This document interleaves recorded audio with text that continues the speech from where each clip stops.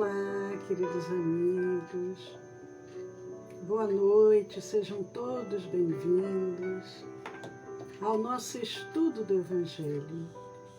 Eu sou Leila Rocha de Oliveira, do Centro de Estudos Espíritas Allan Kardec, da cidade de Olambra, cidade das Flores.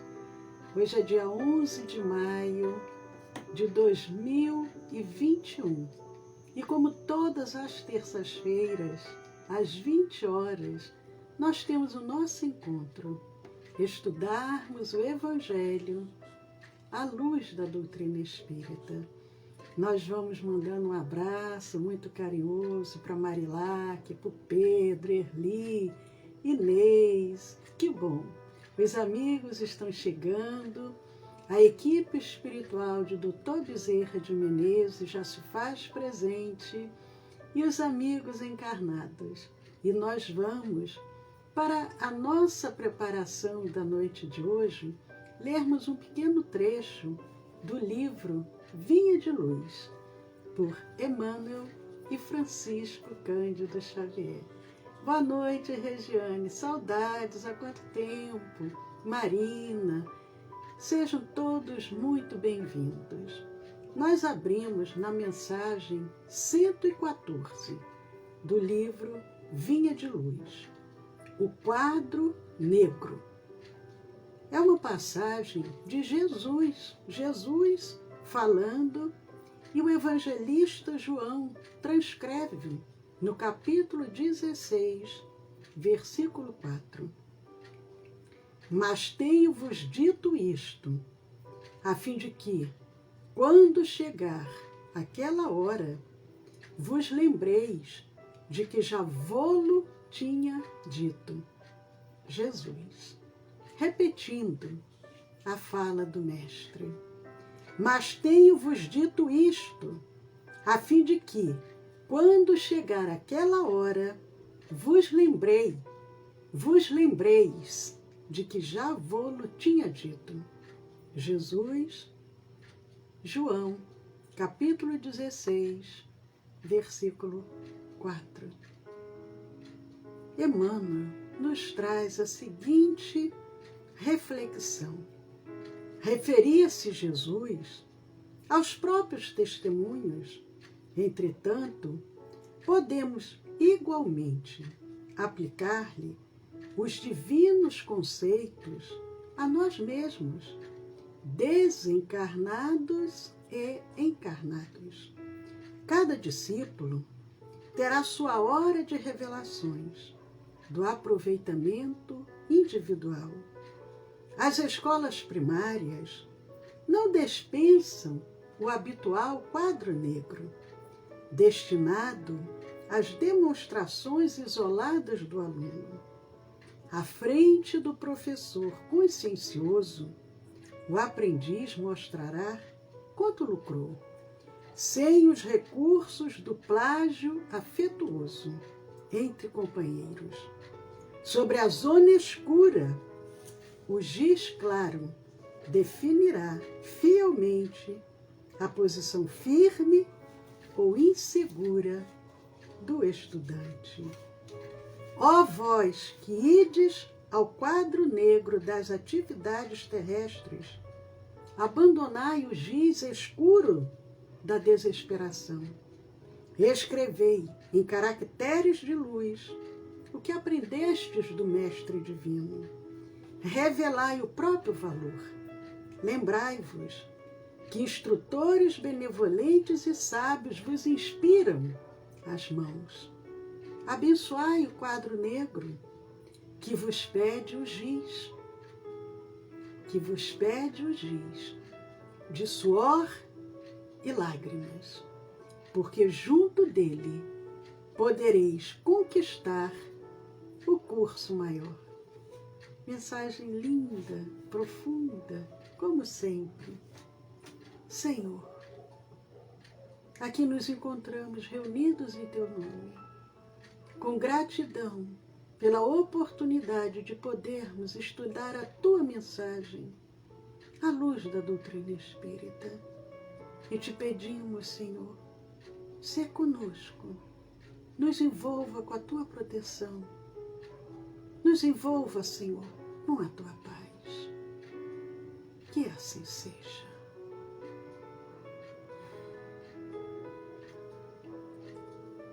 Boa noite, Sandra, Maria Aparecida, Vicente, Silvina, Gustavo, Cida. Juntos, vamos iniciar. Nós estamos no capítulo 5 de O Evangelho segundo o Espiritismo, Bem-aventurados os aflitos. Nós vamos ver hoje, capítulo 5, item 20, a felicidade não é deste mundo. A semana passada, nós iniciamos a leitura do item 20, mas para que a gente possa relembrar, eu não vou comentar, mas vou reler até o ponto aonde nós paramos. Nós estamos agora vendo as instruções dos Espíritos, e essa mensagem, ela veio através do Espírito François Nicolas Madeleine, cardeal Morlot, e foi dado em Paris em 1863. A mensagem, a felicidade não é deste mundo. Ele inicia dizendo, fazendo uma reflexão, não sou feliz. A felicidade não foi feita para mim, exclama geralmente o homem, em todas as posições sociais. Isso, meus caros filhos, prova melhor do que todos os raciocínios possíveis a verdade desta máxima do Eclesiastes: a felicidade não é deste mundo. O cardeal cita uma passagem do Antigo Testamento em Eclesiastes, quando o profeta vem dizendo a felicidade não é deste mundo. E o cardeal Morlot se utiliza dessa máxima para trazer também a sua reflexão. Quantos afirmam, não sou feliz, independente de idade, independente de sexo, independente de condição financeira. Quantos dizem, a felicidade não foi feita para mim? Com efeito, ele afirma, nem a riqueza, nem o poder, nem mesmo a florida juventude são condições essenciais à felicidade. Ah, se eu fosse rico! Ah, se eu tivesse poder! Ah, se eu fosse jovem! Nada disso nos dará a felicidade. Digo mais, nem mesmo reunidas essas três condições, a riqueza, o poder, a juventude, condições tão desejadas, porquanto incessantemente se ouvem no seio das classes mais privilegiadas, pessoas de todas as idades se queixarem amargamente da situação em que se encontram. Diante de tal fato, é inconcebível que as classes laboriosas e militantes invejem com tanta ânsia a posição das que parecem favorecidas da fortuna. François nos traz um alerta. Quantos trabalhadores, assalariados, e imaginam, se eu tivesse riqueza, se eu tivesse poder, se eu tivesse juventude, beleza, eu seria feliz. Mas ele diz, é inconcebível que vocês invejem com tanta ânsia a posição desses que são favorecidos da fortuna. Neste mundo, por mais que faça, cada um tem a sua parte de labor e de miséria. Cada um tem a sua parte de lutas a enfrentar, sua cota de sofrimentos e de decepções, donde facilmente se chega à conclusão. Qual a conclusão que ele chega? e que nós comentamos a semana passada. A terra é lugar de provas e de expiações. A terra, atualmente, ainda é um lugar de provas e de expiações. E, sendo assim, como nós podemos desejar a verdadeira felicidade? Prossegue, assim, pois, os que pregam que ela é a única morada do homem e que somente nela e numa só existência é que lhe cumpre alcançar o mais alto grau das felicidades que a sua natureza comporta, iludem-se e enganam os que os escutam, visto que demonstrado está, por experiência arquissecular, que só excepcionalmente este globo apresenta as condições necessárias à completa felicidade do indivíduo.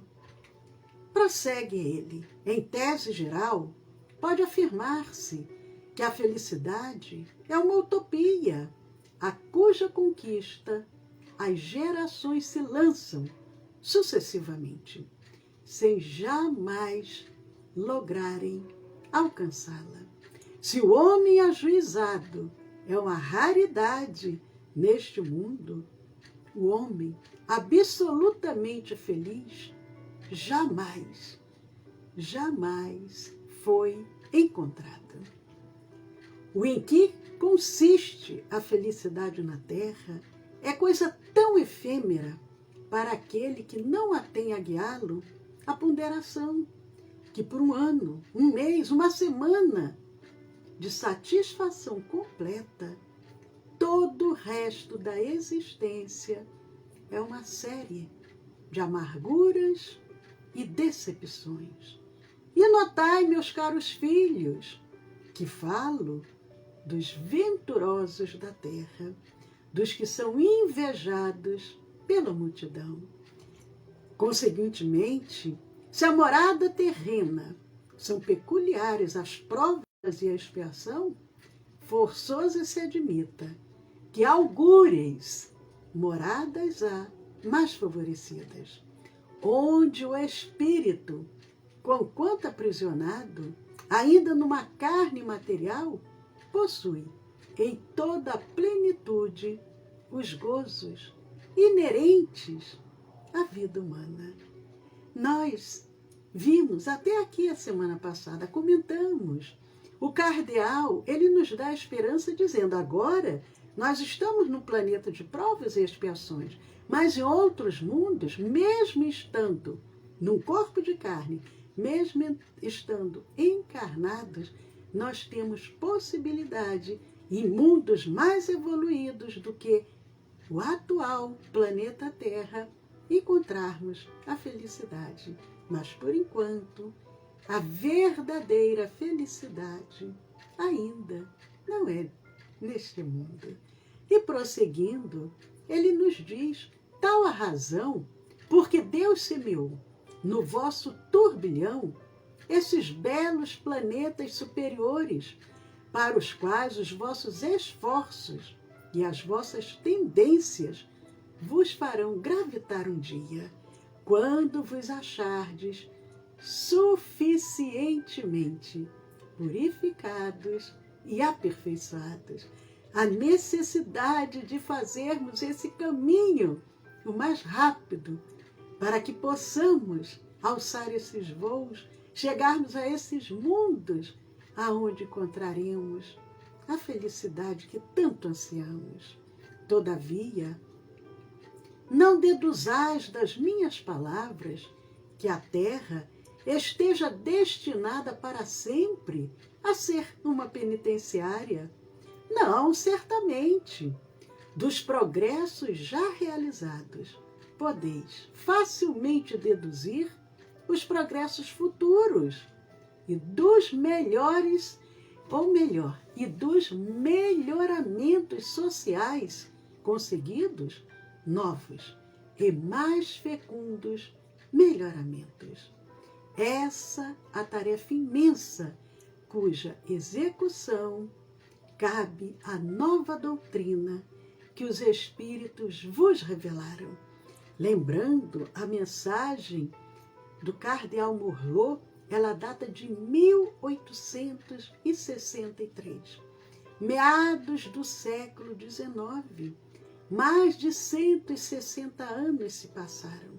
E ele vem nos mostrando que o progresso que a Terra vem sofrendo, esses melhoramentos que a Terra vem passando, isso vai permitir com que um dia ela saia dessa fase atual.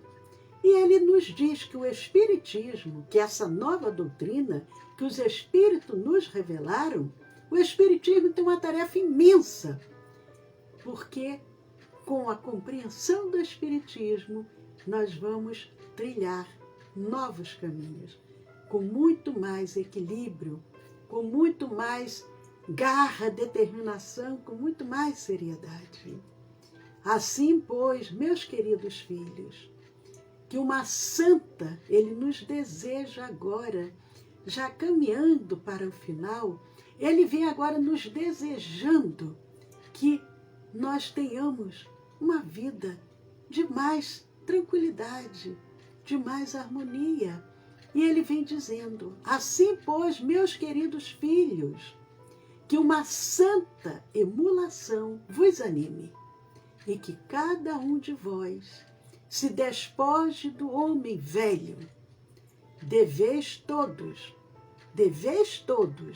consagrar-vos à propagação desse Espiritismo que já deu começo à vossa própria regeneração. François Nicolas Madeleine. Cardeal Morlot nos deseja, nos impulsiona para que tenhamos ânimo, tenhamos fé, tenhamos coragem, para nos livrarmos das nossas imperfeições, nos despojarmos do homem velho, ainda cheio de equívocos. Mas ele também nos faz um convite a divulgarmos o Espiritismo. Porque ele nos faz esse convite? Porque ele sabe que com o Espiritismo, muitas almas que agora estão sofrendo, na angústia, no desespero, receberão o seu alívio, o consolo, receberão a orientação que vai aplacar as suas dores. Por isso, ele nos convida: consagrai-vos à propagação do Espiritismo, que já deu começo à vossa própria regeneração. Porque quando nós estamos bem, nós queremos ver aqueles que estão à nossa volta também, da mesma maneira. Quando nós temos algo de bom, e nós não somos egoístas, nós não queremos dividir com o outro para que ele também fique bem. Se nós já estamos iniciando a nossa própria regeneração, por que não dividi-la com os demais? E ele vai encerrando a sua mensagem nos dizendo: corre-vos o dever de fazer que os vossos irmãos participem dos raios da sagrada luz. É um dever, é uma obrigação nossa dividir com os outros irmãos, os raios dessa luz, que é o Espiritismo. Mãos, portanto, à obra. Meus muito queridos filhos, Morlot, o cardeal, nos convida a propagar o Espiritismo. Mas Jesus, há 2000 anos, já nos convidava para propagarmos a sua mensagem, a mensagem do Evangelho. E o que é o Espiritismo, senão o Evangelho do Cristo redivivo?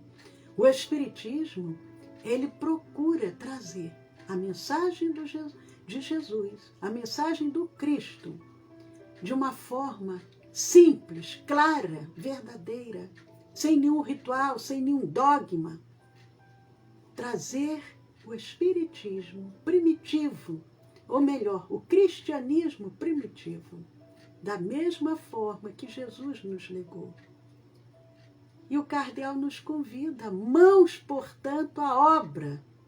Meus muito queridos filhos, que nesta reunião solene, todos os vossos corações aspirem a esse grandioso objetivo de preparar para as gerações porvindouras um mundo onde já não seja vã a palavra felicidade. Mensagem profunda, François Nicolas Madeleine, Cardeal Morlot, Paris, 1863. Ele convidava aquele momento e ele coloca dizendo que era uma reunião solene, porque o objetivo era preparar as gerações porvindouras. Nós ainda estamos neste processo de preparar as gerações que vão chegando, geração após geração, para que um dia, ainda não chegou esse dia, mas para que um dia, no mundo, no planeta Terra, como nos deseja François Nicolas Madeleine, chegar um momento, um dia, no nosso mundo, no nosso planeta, quando a palavra felicidade já não seja mais uma palavra vã, mas que seja uma realidade, aonde em todos os corações a felicidade já se faça presente. Queridos amigos, vamos fazer a nossa parte, aceitar o convite. Ele diz, é um dever, o dever de fazer que os vossos irmãos participem dos raios da sagrada luz, que é o Espiritismo. Não sejamos tímidos, não mantenhamos somente conosco essa revelação. Vamos divulgá-la, vamos propagá-la. O nosso planeta necessita do Consolador prometido por Jesus, que é a doutrina espírita. Amigos queridos, daqui a 10 minutos nós iniciaremos a nossa reunião de irradiação e vibração. É uma reunião de tratamento. Muitos que nos acompanham estão em tratamento, outros estão como trabalhadores da nossa casa para doar os seus melhores pensamentos e sentimentos, doar do seu magnetismo, para que os emissários do bem possam manipular, transubstanciar, para auxiliar, transformando em alívio, em consolo, em cura. O convite está pronto. O convite está presente nos nossos corações. Aproveitando, mandando também um abraço para o Geraldo, para o Arnaldo e para todos aqueles que estão agora conosco, nos acompanhando. Sintam-se envolvidos por essa paz de Jesus. Para aqueles que vão permanecer conosco agora à distância, porque nós vamos encerrar a nossa live, mas mantenham-se em sintonia. Mantenham uma música suave no lar, mantenham uma leitura edificante. Para aqueles que agora vão participar do tratamento, se desejar, pode deitar, se dormir, não tem problema. Não esqueçam, coloquem a sua garrafa de 2 litros de água para ser depois consumida durante a semana, 5 vezes ao dia. Sempre com gratidão, sempre pedindo a Deus que dê o que for de melhor. De manhã em jejum, as refeições e antes de dormir. Um copinho, como se fosse uma xicrinha de café. Na próxima semana, o tratamento se repete. Nós orientamos 4 a 8 semanas de tratamento, dependendo da situação. Mas para aqueles que desejarem essa orientação, eu passarei o WhatsApp do nosso Centro Espírita para que vocês possam encaminhar os pedidos e nós passarmos as orientações. O WhatsApp do nosso centro eu direi daqui a 10 segundos. Antes, aproveitarei para convidar amanhã, quarta-feira, 20 horas, Poesia dos Imortais. E quinta-feira, somente pelo Facebook, o nosso curso Cure-se e Cure pelo Magnetismo. Vamos nos qualificar para curarmos as nossas próprias almas e podermos trabalhar na obra do Pai. Então estão todos convidados. Amanhã, quarta-feira, Poesia dos Imortais, pelo Facebook e Instagram. E quinta-feira, somente pelo Facebook, o nosso curso Cure-se e Cure pelo Magnetismo.